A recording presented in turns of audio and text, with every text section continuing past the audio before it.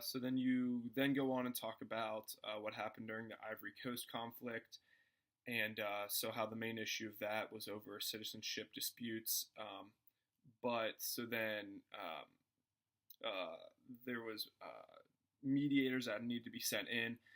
First being the British, they were supposed to go in as soldiers and not pick a side. They were supposed to be neutral, and that didn't end up working out. So the United States got involved, and so there was a lot of death going on over there. And so that was just an example, I think, that you were trying to get across as negative peace.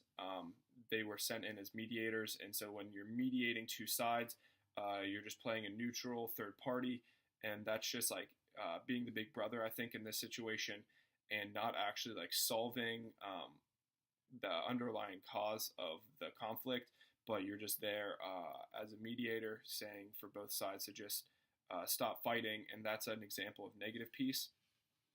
And then so the paper wraps up from there.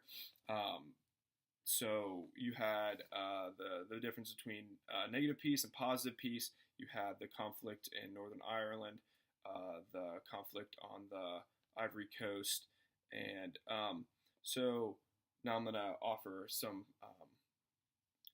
constructive criticism. Henry, you did it was a nice paper. So obviously for the final paper, it's going to need to be the full 15 pages. I know that was kind of hard to get into doing all 15. I think you have a really good start here. A few pointers is in the beginning of the paper. I know it's hard, but professor said to not use words like I, because that brings yourself into the paper, and this is more of like an overview of what's going on. So you use I a lot in the first paragraph to like explain what's going to be going on in the paper, and I think that's okay. I'm not entirely sure, but if you could try to do like what's going to happen in this paper as opposed to like in this paper I am going to talk about.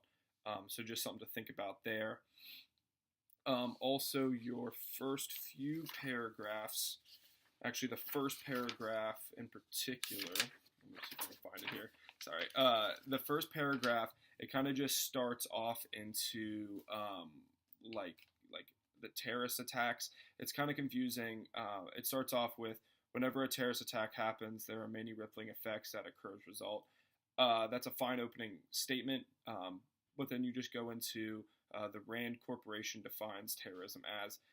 You need to give just like a little bit more background before you start into your terrorism segment. So if you like want to start like off with like just a first paragraph giving me or the reader like what the paper is going to be about, your thesis, like a little bit of history, and then go into your terrorism and move down into your negative and positive piece, I think that would work better.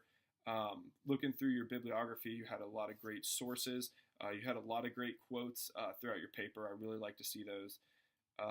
That really brought together some of the paragraphs, really gave an outside view. It wasn't just you saying these things. It really brought scholars into it.